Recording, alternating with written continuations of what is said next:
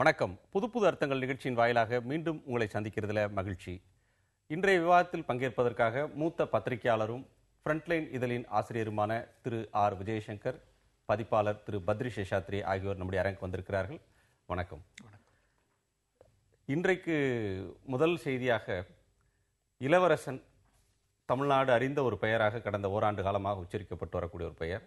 தன்னுடைய காதல் மனைவியை பிரிய நேரிட்ட நிலையில் அவர் மரணமடைந்து நாளையோடு முதலாவது ஆண்டு நிறைவடைய போகிறது.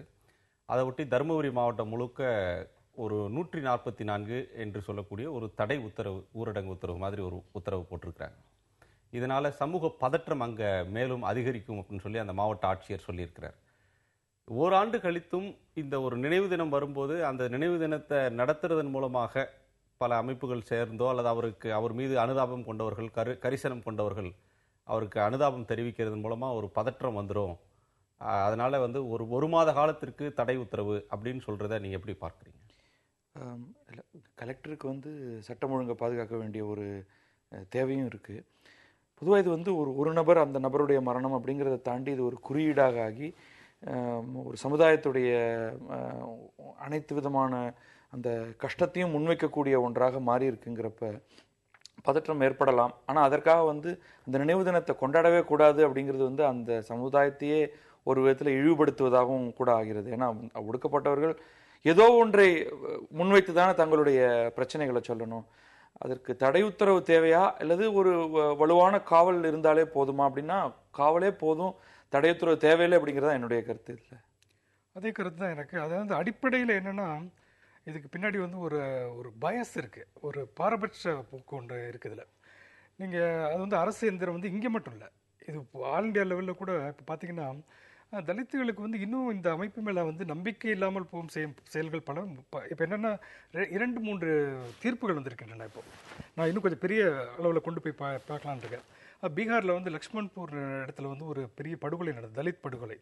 அதே மாதிரி கைர்லாஞ்சி மகாராஷ்டிரா. அதே மாதிரி சுந்தூர், அது 30 வருடங்களுக்கு முன்னாடி ஆந்திராவில் நடந்தது. இது எல்லாமே தலித்துகள் படுகொலை செய்யப்பட்ட சம்பவங்கள். இதில் வந்திருக்க எல்லா ஜட்ஜ்மெண்ட் இப்போ இந்த லாஸ்ட் 2-3 வருடங்களில் வந்த எல்லா தீர்ப்புகளுமே அதில் இதில் குற்றம் சாட்டப்பட்டவர்கள் விடுவிக்கப்பட்டிருக்கிறார்கள். அதில் என்னென்ன இந்த ஜட்ஜ்மெண்ட்டில் என்ன சொல்கிறாங்கன்னா, அது நீதித்துறைக்கு வந்தவர் பாரபட்சம் இருக்குதா என்கிறதை விட இந்த அமைப்பிலேயே அந்த போலீஸ் இன்வெஸ்டிகேஷன் தொடங்கி அதிலிருந்தே இந்த பாரபட்சம் வந்துடுது. அதனால ஒரு ப்ராப்பரான ஒரு இன்வெஸ்டிகேஷனும் ஒரு சாதியாக நீதி விசாரணை நடக்காமல் போயிடுறதுங்கிறது ஒரு முக்கியமான பிரச்சனை. அதனால் இதனால் இது மேலும் நம்பிக்கை இழக்க செய்கிற ஒரு செயல் தான் இந்த மாதிரி ஒரு தடை. ஏன் இவர்கள் தான் வயலன்ஸா, இவர்கள் தான் வன்முறையாளர்களா அப்படிங்கிற வருது. இதே இன்னொரு விஷயத்தை நம்ம இது ஒவ்வொரு வருடமும் தென் மாவட்டங்கள் என்ன நடக்கிறது, தேவர் ஜெயந்தி என்று நடக்கிறது. அரசு முதலமைச்சரே அங்கே போகிறார். அங்கே ஓப்பனாக கவர்மெண்ட் சப்போர்ட்டோடு நடக்குது. நேரடியாக தொலைக்காட்சிகளில் நேரடி ஒளிபரப்பும் செய்யப்படுகிறது. அப்போதும் பதட்டம் ஏற்படுகிறது. அதை ஒரு சுதந்திர போராட்ட தியாகி இருக்கலாம்.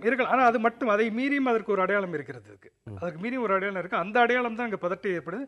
அந்த நேரங்களில் பதட்டம் ஏற்படுவது உண்மை. இந்திய அரசாங்கம் அந்த பதட்டத்தை எப்படி சமாளிக்கிறதோ அதே மாதிரி இங்கே இருக்கும் பதட்டத்தை இன்னும் நன்றாகவே சமாளிக்க முடியும். இன்னொன்று, ஒரு சமூகத்தினே பேர் வன்முறையாளர்கள் என்று காண்பிக்கிறது சரியான பார்வை இல்லை. அதனால இது தடை உத்தரவு தேவையில்லைன்னு நான் நினைக்கிறேன். இல்லை, தடை உத்தரவு போடுறதுன்னு ஒரு சமூக அமைதியை, ஒரு பதற்றத்தை தணிக்கிறதுக்கான ஒரு ஏற்பாடை தானே பார்க்க முடியும். இது ஒரு சமூகத்தையே ஒரு வன்முறையாளர்களா முத்திர குத்துற முயற்சி அப்படின்னு எப்படி இதை சொல்ல முடியாது? இந்த சமயத்தில் வன்முறை நிகழும் அப்படின்னு இது வரைக்கும் ஒரு ஹிஸ்டரி இல்லாதப்ப சொல்லும் பொழுதுதான் இந்த முத்திரை குத்தப்படுது. ஸோ அதுதான் நம்ம பார்க்கணும் அப்படிங்கிற இந்த இடத்துல. இதுதான் முதல் ஆண்டு. இங்கே அதற்காக கலவரம் நிகழும் அப்படின்னு எந்த பேசிஸில் நீங்கள் சொல்கிறீங்க? கொஞ்சம் காவலை பலப்படுத்தினாலே போதுமே. அது விஜயசங்கர் சொல்கிற மாதிரி தென் மாவட்டங்களில் ஒரு பெரும் தொடர்ச்சியாக வன்முறைகள் தொடர்ந்து நிகழ்ந்து துப்பாக்கி சூடெல்லாம் நடக்கும்போது அங்கே இது நடக்குதா? அங்கே 144 தடை உத்தரவு அந்த மாவட்டங்கள் முழுக்க போடப்படுதான்னு அப்படிலாம் கிடையாது. அதுதான் ஒரு பாரபட்சமான நிலை தேவையில்லை. இந்த இடத்துல இவ்வளவு தூரம் பயப்பட வேண்டியதும் தேவையில்லை. ஒரு நியாயமான ஒரு கோப உணர்வை பேச்சுகள் மூலமாக வெளிப்படுத்தி அவர்கள் மௌனமாக ஏதோ ஒரு யாத்திரை மாதிரி ஒரு இடத்துக்கு போய் அந்த இடத்துல அவங்க தங்களுடைய அஞ்சலியை செலுத்திட்டு வர மாதிரி இருக்கிறதுக்கான ஒரு அனுமதியை கொடுத்து விட்டு போகலாம். அவ்வளவுதான் என்னுடைய கருத்து. இதுக்கு முன்னாடி இன்னொரு விஷயத்தை பார்க்க வேண்டியது. ஒரு 10-15 வருடங்களுக்கு புதிய தமிழகம் கட்சி சென்னையில் ஒரு பேரணி நடத்துறது இருந்தாங்க. அந்த பேரணிக்கு வந்து தடை விதிக்கணும்னு சொல்லி வழக்கு தொடர்ந்தார்கள். அந்த இதில் நீதிமன்றமே என்ன சொல்லிடுச்சுன்னா வந்து பல ரெஸ்ட்ரிக்ஷன்ஸ், நீங்கள் வந்து கொடிக்கு வந்து இவ்வளோ நீளம் இருக்கிற கம்பை தான் கொண்டு போகணும். ஏன் இப்படி வந்து ஒரு சாராருக்கு மட்டும் இவ்வளோ ரெஸ்ட்ரிக்ஷன்ஸு, மற்றவங்களுக்கு எந்த ரெஸ்ட்ரிக்ஷன்ஸ் இருக்கா? ஒரு நீதிமன்றமே வந்து இறங்கி வந்தது. ஸோ என்னை பொறுத்த வரைக்கும் இந்த பாரபட்சம் என்கிறது இது ஊறி போயிருக்கு இந்த அமைப்பில்.